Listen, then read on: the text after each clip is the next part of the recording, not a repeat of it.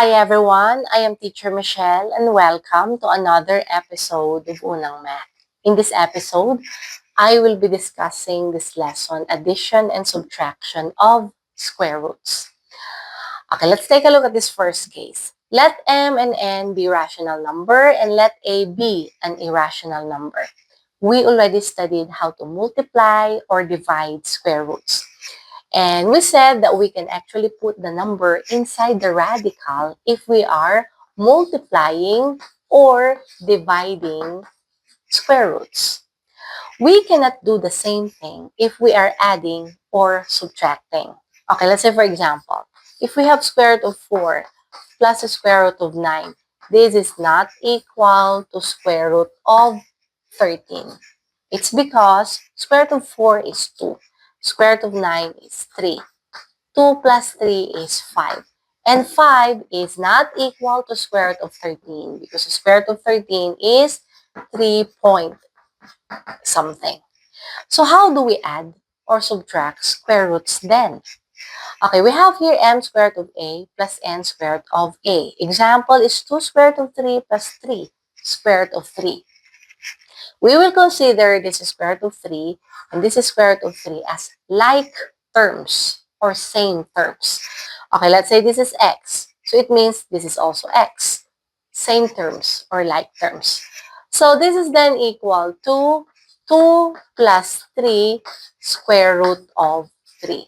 And this is 5 square root of 3. Okay, what about if it's subtraction? It's just the same rule or same steps. So 6 square root of 2 minus 4 square root of 2. This is square root of 2, same terms or like terms. So this is then equal to 6 minus 4 square root of 2, and this is equal to 2 square root of 2. Okay, how about this second case? If an expression is in the form square root of a squared b, where a and b are positive numbers, what we need to do is we will rewrite it in the form a square root of b, and then calculate. So in other words, if we have this form, we need to simplify first and then calculate. Okay, we have here square root of 12 plus square root of 3.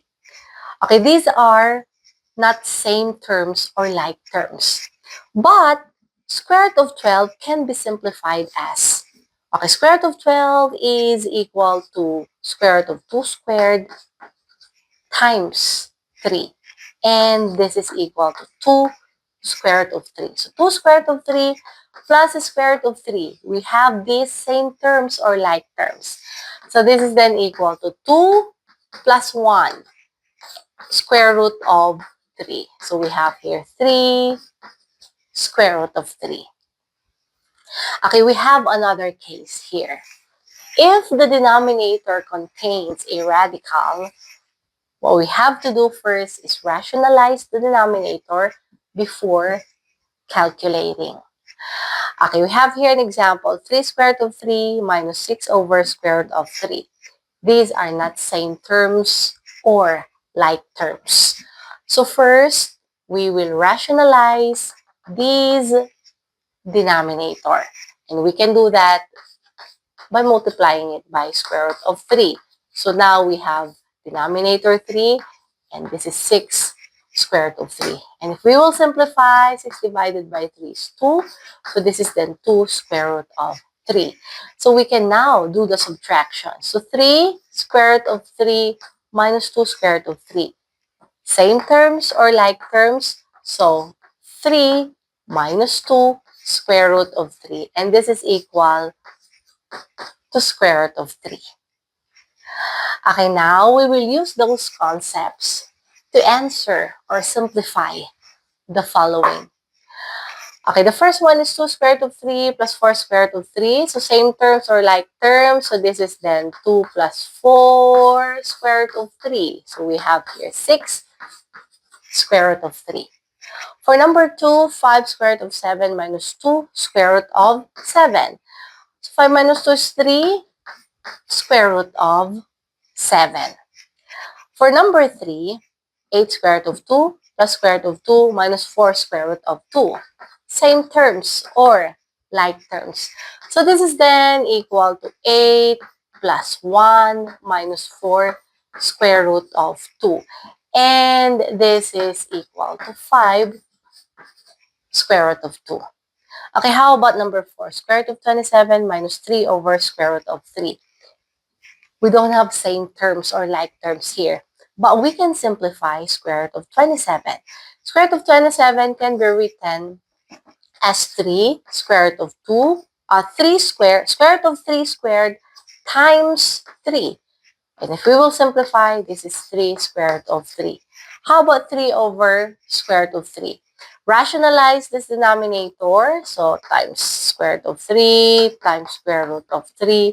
So this is then equal to 3 square root of 3 over 3 or square root of 3.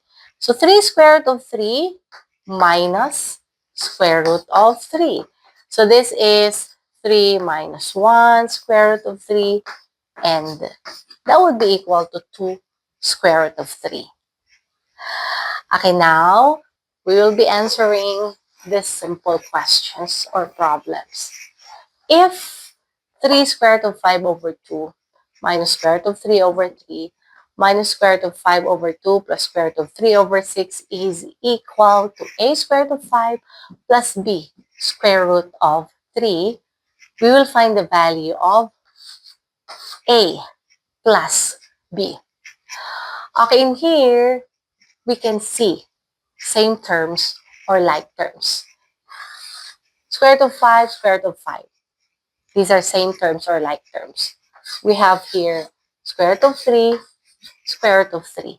Same terms or like terms. Okay, we can rewrite these expressions as, for here, 3 over 2, we have here minus 1 over 2 square root of 5. Okay, plus, what about these terms? Okay, we have here 1 over 3, negative 1 over 3. So this is negative 1 over 3 plus 1 over 6 square root of 3. And this is equal to a square root of 5 plus b square root of 3. So 3 over 2 minus 1 over 2, that's 2 over 2 or 1. So 1 and 1 square root of 5, or that is the square root of 5. Okay, what about here? Make the same denominator. So this is then equal to negative 2 over 6 plus 1 over 6. Or we have here negative 1 over 6. So negative 1 over 6 square root of 3. So this is now 5 plus negative 1 over 6 square root of 3. And this is equal to a square root of 5 plus b square root of 3. So the value of a then here is, okay, this is square root of 5. So the value of a here is 1. What about b? Value of b is negative 1 over 6. We have to get a plus b. So this is 1 plus negative 1 over 6. 1 can be written as 6 over 6. So this is then equal to 6 over 6 plus negative 1 over 6. Then we have here 5 over 6. Okay, and for our last question or problem, if a is equal to square root of 2 and b is equal to square root of 3, find the value of b over a plus a over b. To solve this one, we need actually to substitute the value of a here. So this value, this one, okay, this one, and here. But I will be solving this in another way. So first, what will I do is make the denominators the same. So it means this is times b, this is times a, times a, times b. So this is then equal to b squared plus a squared over ab. Okay, now, b squared would now be equal to 3. What about a squared?